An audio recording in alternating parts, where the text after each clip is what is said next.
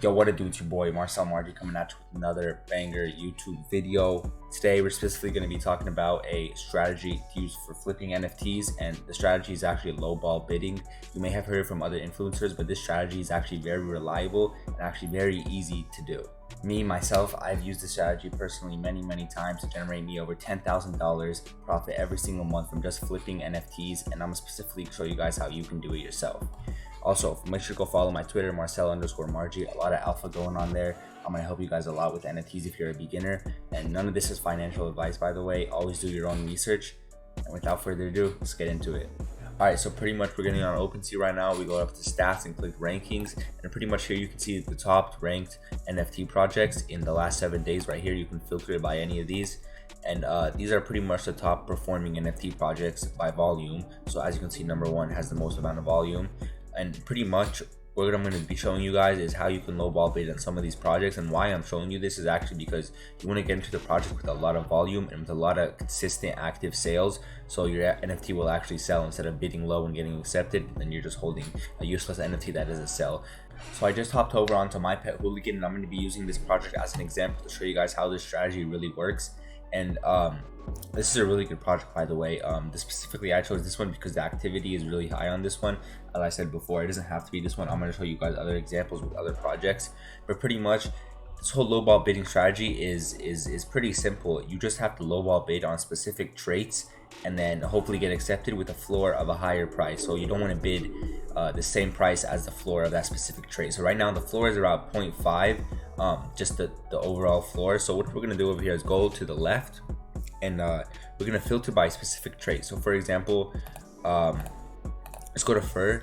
And you want to go down to the double digits because those are the more rare ones, and those are the ones that can give you that better profit margin. So right now I'm going to click Cypher Gold. So as you can see, it has loaded Cypher Gold, and the floor for this specific trait is around 0.8 Ethereum when the overall floor is around 0.5. So pretty much we're going to scroll all the way down to the bottom to the unlisted ones and bid around the floor price a little bit over to give them a reason to accept it, right?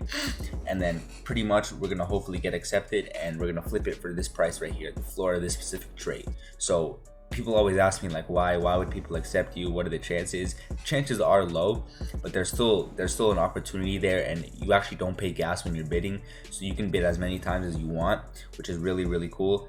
And people, they won't accept that much, and also it's just something kind of rare to happen, so do not expect to bid on every single one and get accepted, obviously.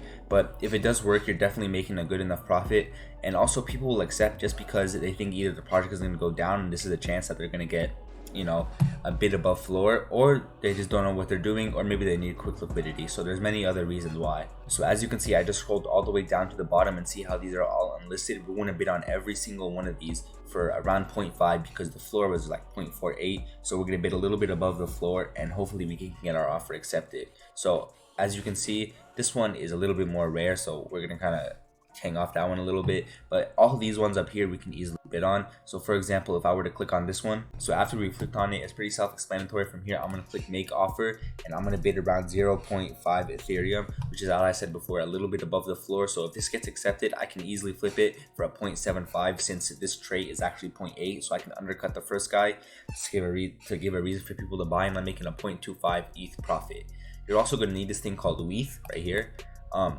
Pretty much what WETH is, it's not a different cryptocurrency. A lot of people get confused with this, but WETH means it's only acceptable in bids. So WETH stands for wrapped ETH, and you can't bid in normal ETH. You have to always bid in wrapped ETH.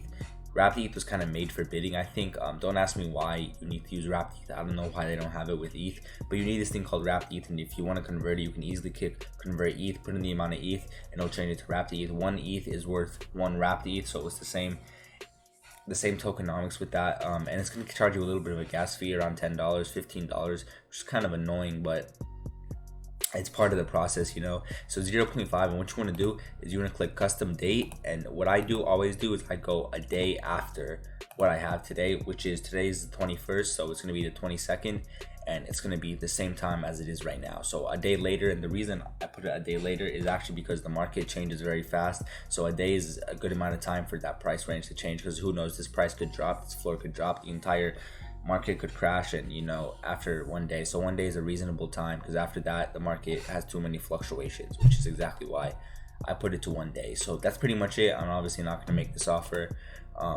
But yeah, and it's not just working just with one specific trade. There's many trades. You have so many options right here. All of these could easily be bidded on. You can bid on every single one, as I said before, and you can literally just filter to any one of these and just make bids for all day long, not just for fur, as in shirts.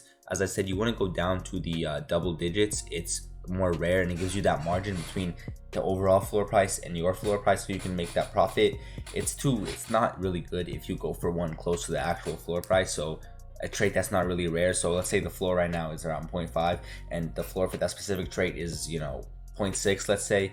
So even if you buy it and you bid around 0.5 and you even make the profit, I mean, with gas and with the fees that OpenSea and the royalty fees they charge, you're gonna make a very little profit. So you want a bigger margin between the actual floor price and the floor price for that specific trade. So you have many options. So that's why I always recommend you to go to double digits, because those are more rare, meaning they're higher floor price for those specific trades. And you have many options, as you can see right here. There's 20 just for this specific shirt that you can bid on, and in those 20 trades there's probably, I don't know, 30-40 that are unlisted that you can easily just take a bid on. So I mean, sometimes I'm making bids all day is what it takes. And they'll get accepted, but some of them, most of them, like 90%, 95% won't get accepted. You kind of got to get lucky with it. But once you do, you always want to make sure that you can be able to flip it later for a profit. And also, one of the most important things you want to look at before making all these bids is you have to look at the project's activity and see how many people are buying and when all these people are buying. So this is kind of questionable. A couple days ago, maybe a week ago, this project would have been better to do the lowball bidding because more people were buying. But this is still a legitimate project to do it on. But the whole point of this is because you want to bid low and you want to sell yours for a higher price of that specific trade.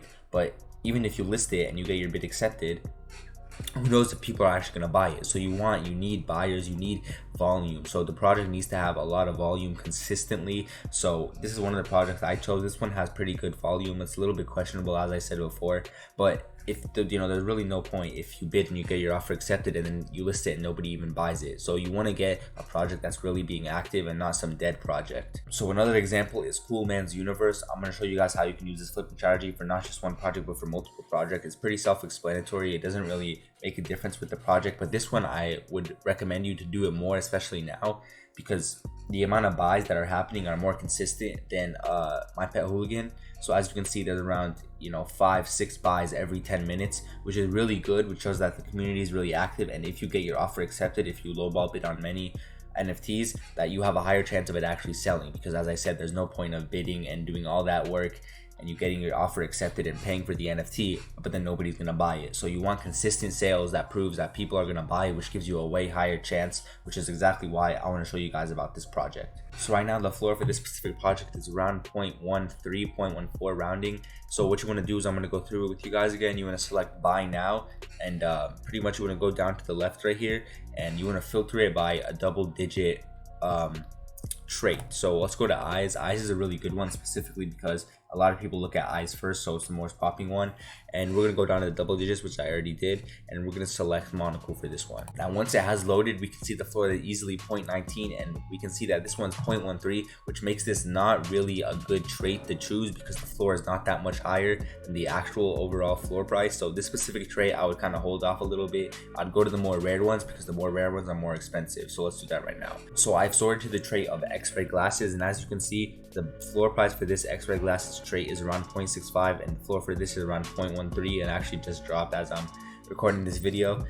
So we can see that this is a big margin, which is really good and really what we're looking for. It doesn't have to be this high, as I said, but not 0.1 higher as the other one I just talked about. So pretty much what we're gonna do as usual, select off buy now, go all the way down and look at the unlisted ones, and we're gonna bid for around above the floor price. So let's say 0.2 is a really good range, and if we get our offer accepted, we can easily flip it for a 0.6 and make a 0.4 profit just like that. So I've now scrolled all the way down to the bottom, and we can easily click on any of these, and we can actually bid on every single one of them and click on them and bid around 0.4, and then click on this one 0.4, 0.4, 0.4, 0.4, 0.4, 0.4.